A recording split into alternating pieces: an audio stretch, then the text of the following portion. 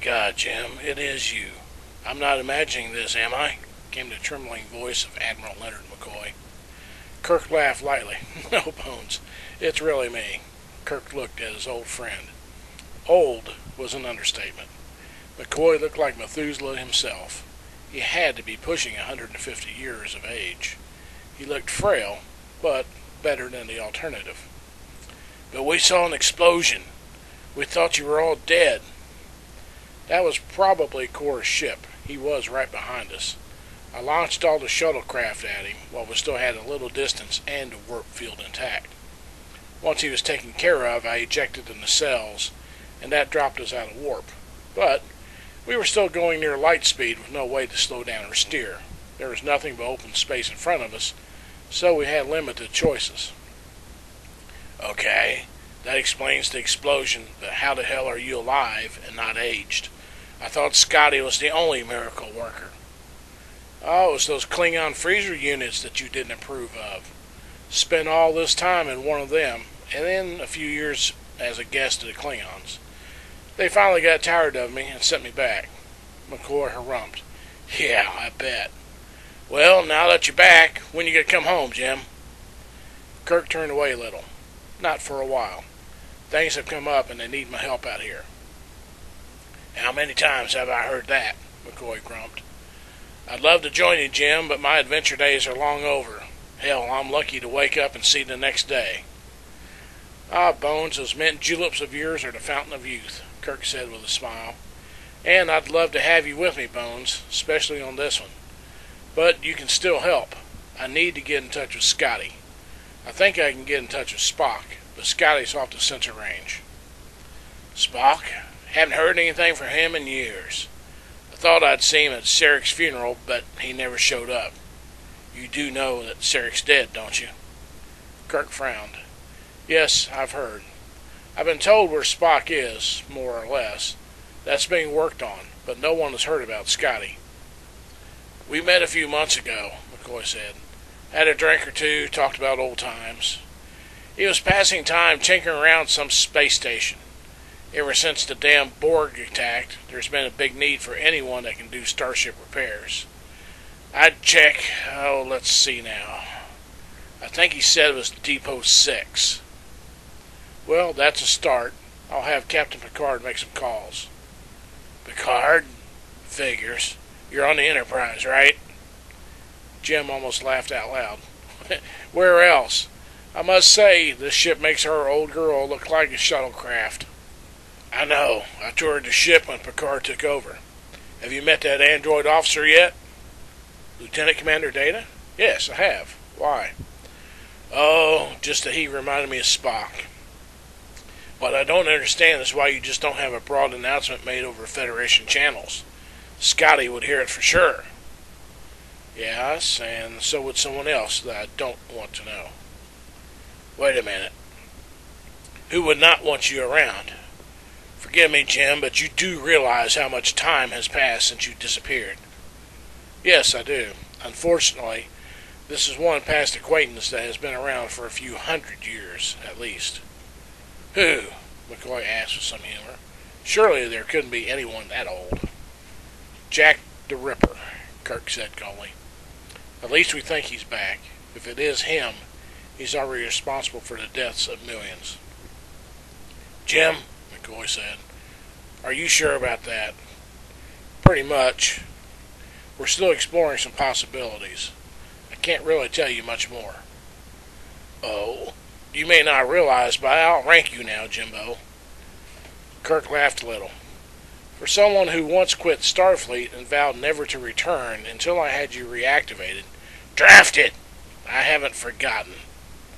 Even so, Kirk replied with humor, this is top secret, even for one with your senior rank. Okay, Jim, keep your secrets. Let's say you're right. Are you sure Scotty should be included? You remember what happened on Argelius? That's why I thought of him, among other reasons. Jim, he's not exactly a young man anymore. Nor is Spock. He neared the screen and said with earnest. And despite the legend, neither are you, Jim Kirk. Hell, we're all older than some pieces in the Starfleet Museum. Jim laughed lightly. I know, Bones. Believe me, I know. But I feel good. My health is good, and they need me, Bones. As good as this crew and ship seem to be, I just don't think they're up to dealing with this type of thing. And only James T. Kirk can? That's a load of bull. Kirk stood up and paced a bit from the screen. Is it, Bones? How many times has my experience pulled the fat from the fire? About as many times as it put the fat into the fire? Don't you think it's time for Jim Kirk to finally let others lead? I would, but damn it, Bones, this is something I have to do. It was up to me to stop this Red Jack when we encountered it the first time. Now I need to make sure that it's done. Finally. McCoy shook his head with a bit of sadness. Yeah, I know you do, Jim. It's just that after all this time thinking you were dead, and now you're back, you're putting your life back on the line again.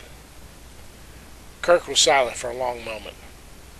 If I'd been transferred to Earth or Vulcan instead of out here where there's trouble, I'd probably be sitting across from you now talking about old times, and wouldn't even think about coming out here.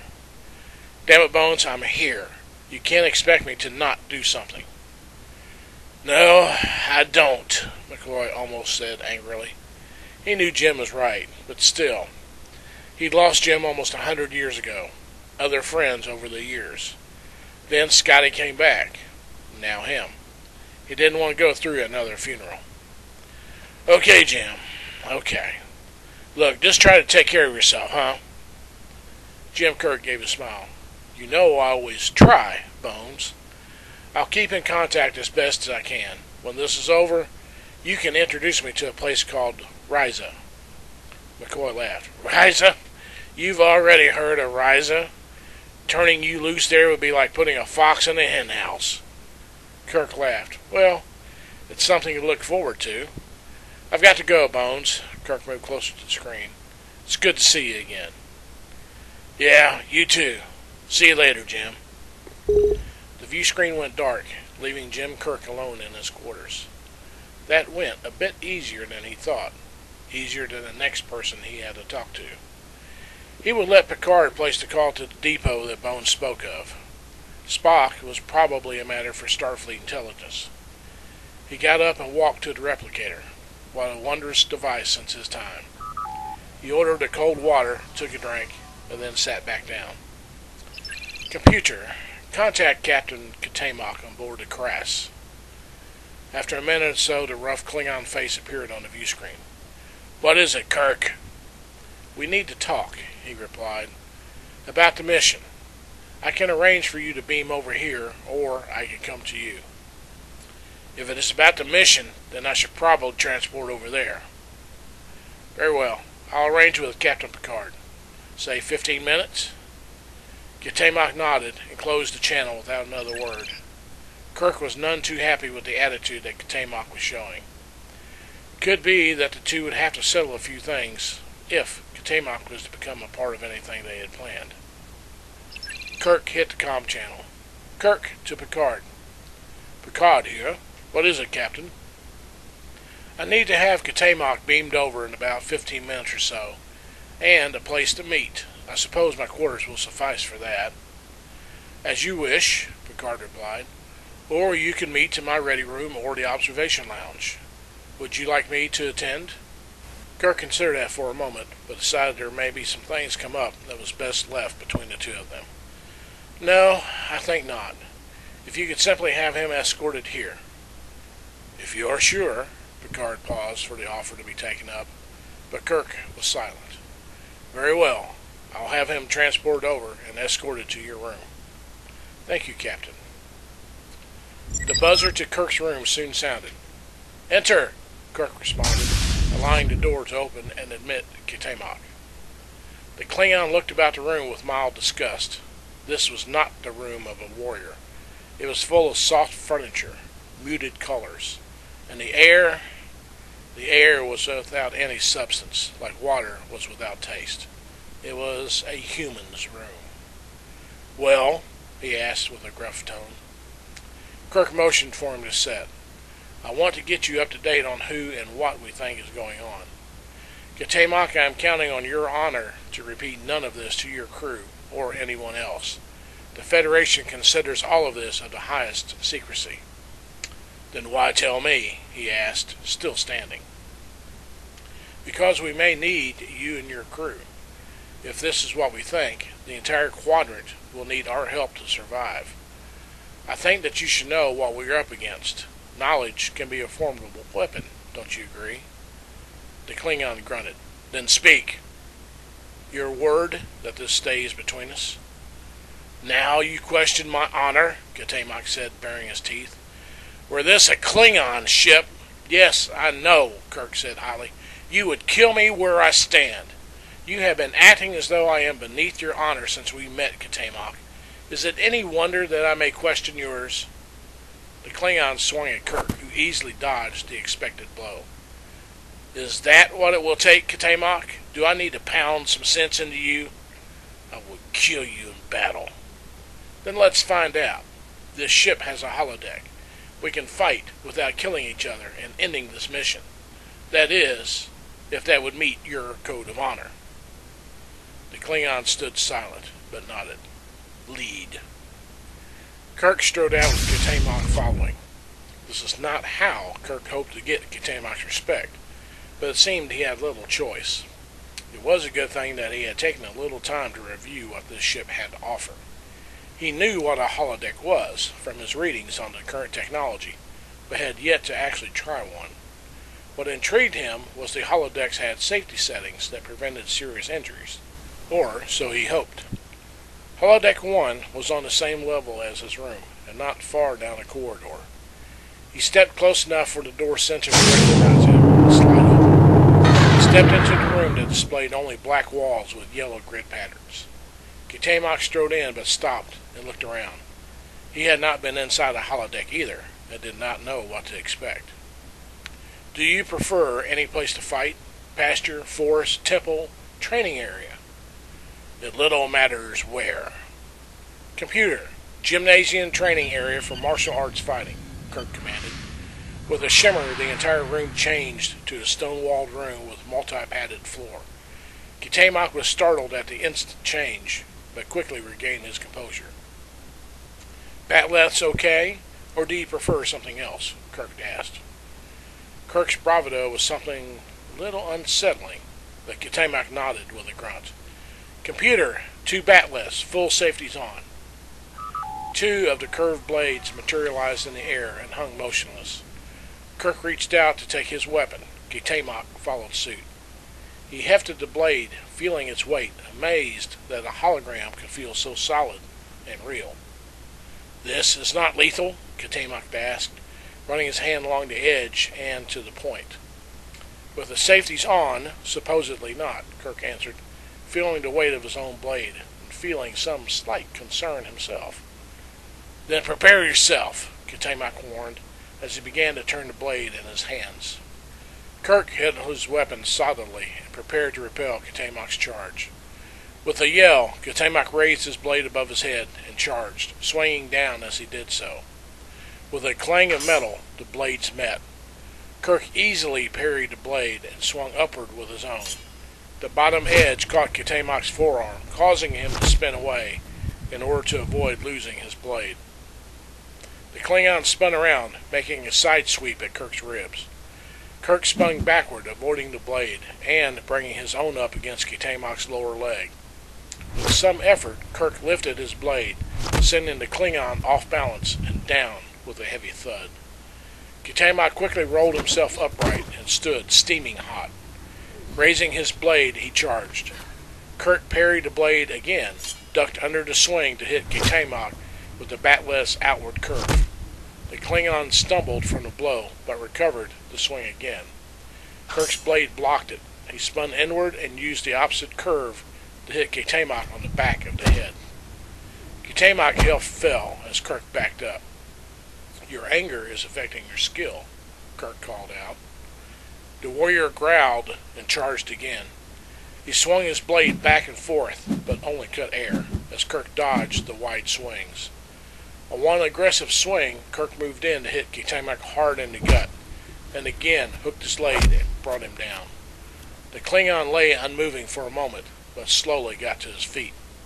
"By Kalis, where did you learn to use a batleth?" Katamok demanded, holding his sword in a defensive posture.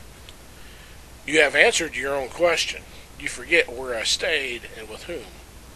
I had little to do with my time, and my guest, unlike you, treated me with honor. He taught me how to use the batleth over the years." A clone with no honor that should have been killed the moment his secret was known. Why should his opinion matter to me? Many of your people respect him. Even Gowron acknowledges him as emperor. I have no more respect for Gowron than I do for you, and he's Klingon. "Then what is your problem, Katamok?" Kirk asked. "You don't respect the leaders of your empire. You have no respect for humans, even though one is beating you with your own weapon. Notwithstanding the fact that I was ready to share a top Federation secret with you, showing that I am willing to give you my respect. Face it, you're here in this time. There's nothing you can do to change that." Katamok fumed silently as Kirk's words began to sink in. Kirk continued, "On my world, there's a saying, adapt or die. Now I need to know, everyone here needs to know, are you going to adapt, or do you need to go back to the Empire and do what you need to do in order to claim what little honor you can by killing yourself? Everyone is giving you this chance to show your ability to live with honor, but it must be with the way things are, not how you wish they may be." The Klingon dropped his batleth and lowered his head. "You do not understand, Kirk." Kirk dropped his own blade and stood before the Klingon. He put a hand on his shoulder. "The hell I don't. All but 4 people I knew of as friends are dead. I lost my son because of this hatred between our people.